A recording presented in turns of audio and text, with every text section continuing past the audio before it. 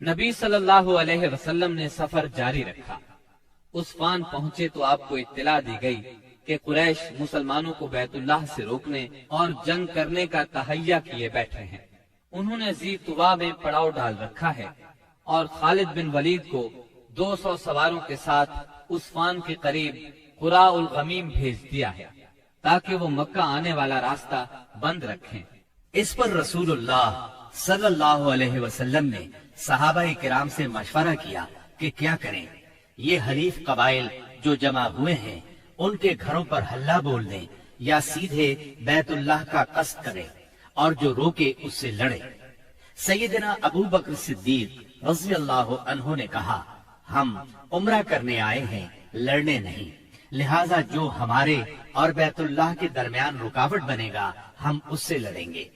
رسول اللہ صلی اللہ علیہ وسلم نے اس رائے کو پسند فرمایا۔ ادھر خالد بن ولید نے ظہر کی نماز میں مسلمانوں کو رکوع اور سجدہ کرتے دیکھا تو کہا، یہ لوگ غافل تھے، ہم نے حملہ کیا ہوتا تو انہیں مار لیا ہوتا۔ پھر انہوں نے طے کیا کہ عصر کی نماز کے دوران حملہ کریں گے، لیکن اللہ نے ظہر اور عصر کے درمیان صلاۃ خوف یعنی حالت جنگ میں نماز کا حکم نازل فرمایا۔ اس حکم میں وضاحت کی گئی کہ اس حالت میں مسلمان نماز کس طرح ادا کریں۔ اس طرح خالد بن ولید کے ہاتھ سے یہ موقع بھی جاتا رہا۔ پھر رسول اللہ صلی اللہ علیہ وسلم نے اس راستے کو چھوڑ کر ایک دوسرا راستہ اختیار کیا اور مکے سے نیچے داہنے ہاتھ چل کر سنیت المرار پہنچ گئے، جہاں سے حدیبیہ میں اترتے ہیں۔ وہاں پہنچے تو آپ کی اونٹنی بیٹھ گئی۔ لوگوں نے اسے اٹھانے کی کوشش کی تو بھی نہ اٹھی۔ اب لوگوں نے کہا، قصوا اڑ گئی ہے۔ اس پر آپ نے فرمایا، قصوا اڑی نہیں اور نہ یہ اس کی عادت ہے، بلکہ اسے اس ہستی نے روک رکھا ہے جس نے ہاتھی کو روک دیا تھا۔ پھر آپ نے فرمایا، اللہ کی قسم، یہ لوگ مجھ سے کسی بھی ایسے معاملے کا مطالبہ نہیں کریں گے جس میں اللہ کی حرمتوں کی تعظیم کر رہے ہوں، مگر میں اسے ضرور تسلیم کر لوں گا۔ اس کے بعد آپ نے اونٹنی کو ڈانٹا تو وہ اچھل کر کھڑی ہو گئی۔ پھر آپ نے آگے بڑھ کر حدیبیہ میں پڑاؤ ڈالا۔ اس کے بعد بدیل بن ورقہ خزائی خزاعہ کی ایک جماعت کے ساتھ آیا۔ یہ لوگ رسول اللہ صلی اللہ علیہ وسلم کے خیر خواہ تھے۔ اس نے بتایا کہ قریش آپ سے جنگ کرنے اور آپ کو بیت اللہ سے روکنے کا تہیہ کیے بیٹھے ہیں۔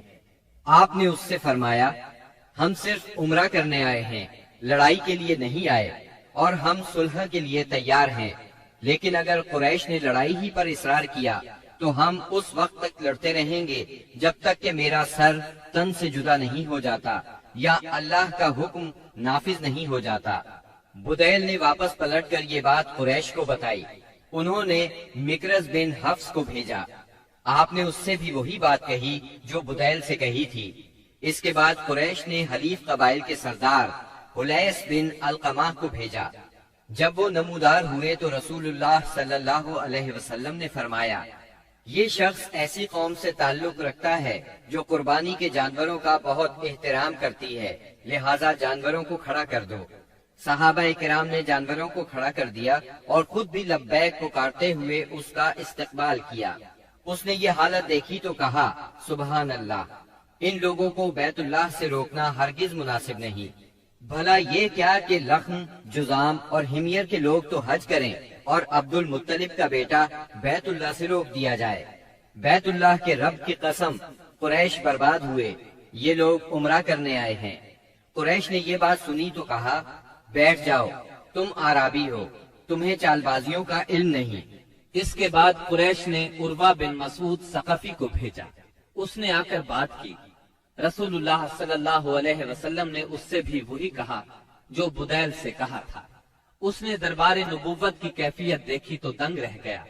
اس نے مکہ واپس جا کر کہا، میں نے قیصر و کسریٰ کے دربار دیکھے ہیں، مگر جیسے جانثار محمد بن عبداللہ کو ملے ہیں ان کی کوئی مثال نہیں۔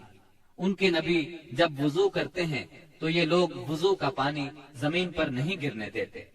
اب رسول اللہ صلی اللہ علیہ وسلم نے طے کیا کہ قریش کے پاس ایک سفیر بھیجیں جو انہیں یقین دلائے کہ آپ عمرہ ہی کے لیے آئے ہیں۔ چنانچہ آپ نے سیدنا عثمان بن عفان رضی اللہ عنہ کو روانہ فرمایا اور انہیں یہ حکم بھی دیا کہ وہ مکہ کے کمزور مومن مردوں اور عورتوں کے پاس جا کر انہیں قریب ہی فتح کی بشارت سنائیں اور یہ بتلا دیں کہ اللہ تعالی اپنے دین کو مکہ میں ظاہر اور غالب کرنے والا ہے، یہاں تک کہ کسی کو ایمان چھپانے کی ضرورت نہیں ہوگی۔ سیدنا عثمان رضی اللہ عنہ ابان بن سعید اموی کی پناہ میں مکہ معظمہ کے اندر داخل ہوئے اور پیغام پہنچایا۔ قریش نے سیدنا عثمان کو پیشکش کی کہ بیت اللہ کا طواف کر لیں۔ اس پر سیدنا عثمان رضی اللہ عنہ نے فرمایا، یہ کیسے ممکن ہے کہ رسول اللہ صلی اللہ علیہ وسلم کو تو بیت اللہ سے روک دیا جائے اور عثمان طواف کرے۔ پھر انہوں نے سیدنا عثمان رضی اللہ عنہ کو روک لیا۔ غالباً وہ چاہتے تھے کہ آپس میں مشورہ کر لیں، پھر جواب سمیت انہیں رخصت کریں، لیکن ان کے واپس پہنچنے میں دیر ہوئی تو مسلمانوں میں یہ افواہ پھیل گئی کہ انہیں قتل کر دیا گیا ہے۔ چونکہ قاصد کے قتل کا مطلب اعلان جنگ ہے، اس لیے رسول اللہ صلی اللہ علیہ وسلم نے فرمایا، ہم اس جگہ سے ٹل نہیں سکتے یہاں تک کہ ان لوگوں سے مارکہ آرائی نہ کر لیں۔ پھر آپ نے ایک درخت کے نیچے 1400 صحابہ کرام سے بیعت لی۔ صحابہ نے بڑی گرمجوشی کے ساتھ موت پر اور میدان سے نہ بھاگنے پر بیعت کی۔ اس موقع پر رسول اللہ صلی اللہ علیہ وسلم نے اپنا ایک ہاتھ دوسرے ہاتھ سے پکڑ کر فرمایا، یہ عثمان کا ہاتھ ہے۔ لیکن جب بیعت مکمل ہو چکی تو سیدنا عثمان رضی اللہ عنہ بھی آ گئے۔ اللہ نے اس بیعت کی فضیلت میں سورۃ الفتح کی آیت 18 نازل فرمائی۔ اے پیغمبر، جب مومن تم سے اس درخت کے نیچے بیعت کر رہے تھے تو اللہ ان سے خوش ہوا اور جو صدق و خلوص ان کے دلوں میں تھا وہ اس نے معلوم کر لیا تو ان پر تسکین نازل فرمائی اور انہیں جلد فتح عنایت کی اور بہت سی غنیمتیں وہ آئندہ بھی حاصل کریں گے۔ یقیناً اللہ مومنین سے راضی ہوا جب وہ آپ سے درخت کے نیچے بیعت کر رہے تھے، اور یہیں سے اس کا نام بیعت رضوان مشہور ہوا۔ قریش نے اس بیعت کا حال سنا تو ان پر بڑا زبردست روب طاری ہوا اور انہوں نے صلح کرنے کے لیے سہیل بن عمرو کو بھیجا۔ سہیل بن عمرو نے لمبی گفتگو کی، آخر کار یہ شرائط طے ہوئی۔ نمبر 1، رسول اللہ صلی اللہ علیہ وسلم اس سال مکے میں داخل ہوئے بغیر لوٹ جائیں گے، اگلے سال مکے آئیں گے اور 3 روز قیام کریں گے۔ ان کے ساتھ کوئی ہتھیار نہیں ہوگا، صرف تلواریں ہوں گی، وہ بھی میان کے اندر۔ نمبر 2، فریقین میں 10 سال کے لیے جنگ بند رہے گی۔ نمبر 3، جو شخص محمد صلی اللہ علیہ وسلم کے عہد میں داخل ہونا چاہے داخل ہو سکتا ہے، اور جو قریش کے عہد میں داخل ہونا چاہے داخل ہو سکتا ہے۔ نمبر 4، قریش کا جو آدمی مسلمانوں کی پناہ میں جائے گا مسلمان اسے قریش کے حوالے کر دیں گے، لیکن مسلمانوں کا جو آدمی قریش کی پناہ میں آئے گا قریش اسے واپس نہیں کریں گے۔ نمبر 5، اس کے بعد آپ نے سیدنا علی رضی اللہ عنہ کو بلایا اور املا کرائی کہ لکھو بسم اللہ الرحمن الرحیم۔ اس پر سہیل بن عمرو نے کہا، ہم نہیں جانتے کہ رحمان کیا ہے، آپ بسمک اللہم لکھیں۔ رسول اللہ صلی اللہ علیہ وسلم نے انہیں یہی لکھنے کا حکم فرمایا۔ پھر آپ نے املا لکھوائی، یہ وہ بات ہے جس پر محمد رسول اللہ نے مصالحت کی ہے۔ اس پر سہیل نے کہا، اگر ہم جانتے کہ آپ اللہ کے رسول ہیں تو آپ کو پھر ہم نہ تو بیت اللہ سے روکتے اور نہ آپ سے جنگ کرتے، لہٰذا آپ محمد بن عبداللہ لکھوائیں۔ آپ نے فرمایا، میں اللہ کا رسول ہوں اگرچہ تم جھٹلاؤ۔ پھر آپ نے سیدنا علی رضی اللہ عنہ کو حکم فرمایا، لفظ رسول اللہ کو مٹا کر محمد بن عبداللہ لکھیں۔